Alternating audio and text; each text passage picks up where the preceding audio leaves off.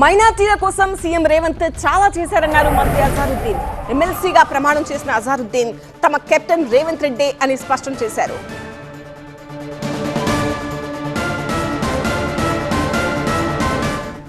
उनके लिए ऐसा कोई नहीं है। सीएम साहब ने माइनॉरिटीज़ के लिए बहुत कर रहा है और आगे भी करेंगे और उन्होंने हर बार पूरे लोग को लेके चलना चाहते हैं। आप जो देखिए जो सीएम साहब का जो डेवलपमेंट प्लान है और जो अभी तेलंगाना राइजिंग का है, हमें ये जो जब आप चेंजेस करते हैं तो लोग एकदम थोड़ा लोग को पसंद नहीं होता कि हम एक अच्छी जगह पे बैठे रहते, एक हम सेफ जगह पे बैठे रहते। जब चेंजेस होते तो कुछ पता नहीं चलता, बट लेकिन आगे जब चेंजेस होकर जब अच्छा काम होगा तब आगे हैदराबाद और आगे बढ़ेगा तो आपको पता चलेगा। तो ऐसा कोई वो है नहीं उसमें। केटीआर ने बोला क्लीन बोल्ड कर दिए, क्योंकि केटीआर ने बोला आज मारे नहीं। देखिए क्लीन बोल्ड करना, क्लीन बोल्ड तो कैसे कर सकते हैं? पॉलिटिक्स में कोई क्लीन बोल्ड हो ही नहीं सकता ना। तो जब आपको काम करना पड़ेगा।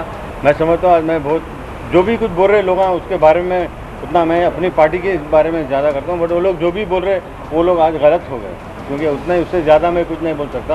क्योंकि वो लोग आपने देखा है कि आज मुझे आज एमएलसी ओथ मिला, एमएलसी में बन गया और गवर्नर साहब ने का भी इरादा करूँगा, उन्होंने साइन किया है।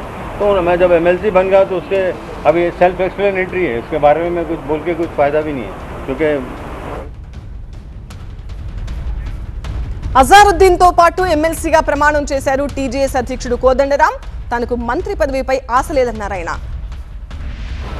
మేము 2014లో ఒక నిర్ణయం తీసుకున్నాం. జయశంకర్ గారికి ఇచ్చిన మాట ప్రకారం మన అందరం కూడా తెలంగాణ అభివృద్ధి కోసం నిబద్ధతతో పనిచేయాలని చెప్పి ఆ రోజు ఒక ప్రతిజ్ఞ తీసుకున్నాం.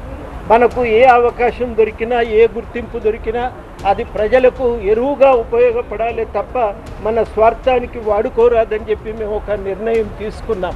ఇవాళ నేను స్పష్టంగా చెప్పేది ఏంటంటే 2014 నుంచి ఇప్పటి వరకు ఏ రకంగానైతే మేము నిలబడి పనిచేసినామో, అనేక ఒత్తిళ్ల నడుమ, అనేక దాడుల నడుమ, అనేక కేసులు పెట్టినప్పటికీ కూడా మేము నిలబడి పనిచేసినామో అదే రకంగా అదే నిబద్ధతతో మేము భవిష్యత్తులో కూడా కొనసాగుతామని జయశంకర్ గారి మీకు ఇచ్చినటువంటి ప్రతిజ్ఞ మేరకు ప్రజల పక్షాన నిలబడి ప్రజల కోసం మా జీవితాన్ని కొనసాగిస్తామని చెప్పి ఈ సందర్భంగా హామీ ఇస్తున్నాం.